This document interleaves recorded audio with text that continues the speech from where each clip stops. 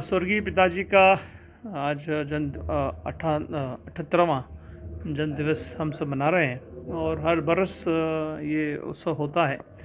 उनकी याद में हम सब एकत्रित होते हैं, पूरे निमाड़ अंचल के लोग आते हैं और हर साल यही संकल्प हम लेते हैं कि निमाड़ की और प्रगति हो, सुख समृद्धि मिले, किसान और उन्नत हो, प्रदेश देश में सुख समृद्धि हो।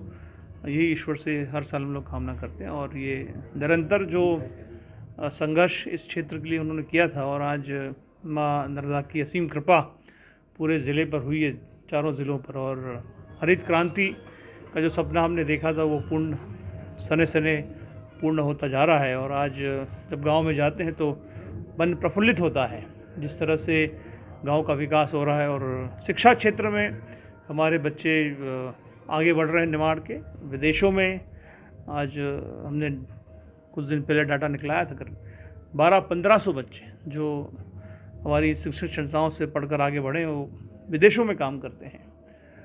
तो वो संकल्प था, उसको आगे बढ़ा रहे हैं। स्वास्थ्य क्षेत्र में भी बहुत सारे काम हम लोग आगे करने वाले हैं और मैं तमाम उनके साथियों को भी आभार करता हूं जो उनके साथ में उन्होंने बड़ा संघर्ष उस ज़माने में किया था और आज पूरा निमाड़ अंचल प्रगतिशील हो गया है।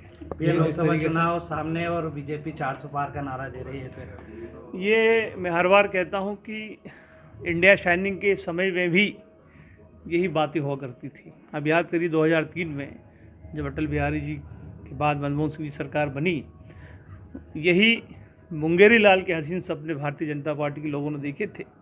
लेकिन 2003 के जब नतीजे आए तो मनमोहन सिंह जी कांग्रेस की सरकार बनी थी।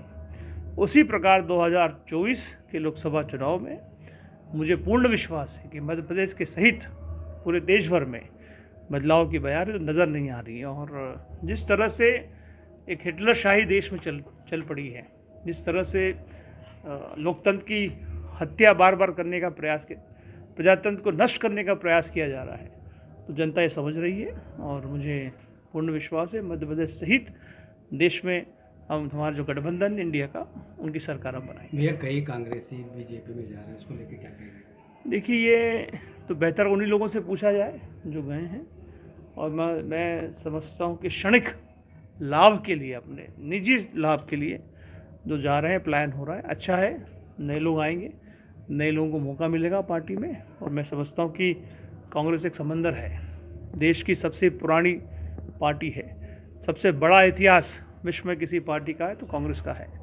तो हम सब कांग्रेस के, हम जैसे बहुत तमाम हज़ारों की तादाद में देश प्रदेश में कांग्रेस के छोटे छोटे कार्यकर्ता हैं जो राहुल जी, सोनिया जी, मनमोहन सिंह जी, खड़गे जी के नेतृत्व में हम लोग काम करते हैं। और मुझे विश्वास है कि फिर से वही इतिहास जो 2023 में हमने रचा था, इंदिरा जी के समय रचा था, देश में टेक्नोलॉजी का जनक राजीव गांधी जी के समय हमने रचा था, वो पुनः उसको स्थापित हम देश में, प्रदेश में करेंगे। ये अंतिम सवाल, आज लोकसभा चुनाव को लेकर, जैसे आज स्वर्गीय सुभाष यादव जी का जन्मदिवस भी है, तो कांग्रेस कार्यकर्ताओं ने क्या संकल्प लिया? हमने यही संकल्प लिया है कि हम निमाड़ अंचल की दोनों सीटें, खरगोन लोकसभा, खंडवा लोकसभा हम जिताएंगे और दृढ़ संकल्पित हम लोग हैं। प्रदेश में कांग्रेस की बेहतर प्रदर्शन की हमें उम्मीद है और सभी कार्यकर्ताओं के सहयोग से, उनके आशीर्वाद से एक मजबूत प्रदेश की कांग्रेस को हम खड़ी करेंगे, देश में भी करेंगे। खंडवा से जैसे आपका नाम चल रहा है, अगर हाईकमान कहेगा तो चुनाव लड़ेंगे? मैं कांग्रेस से कार्यकर्ता हूँ, मैं पहले भी ये कहता रहा हूँ। मैंने तो गुना का भी ऑफर दिया था कि अगर पार्टी कहे तो मैं गुना भी जाने को तैयार हूँ। जहाँ भी दिल्ली हाईकमान तय करेगी मुझे कहाँ काम करना है, मैं वहाँ काम करूँगा।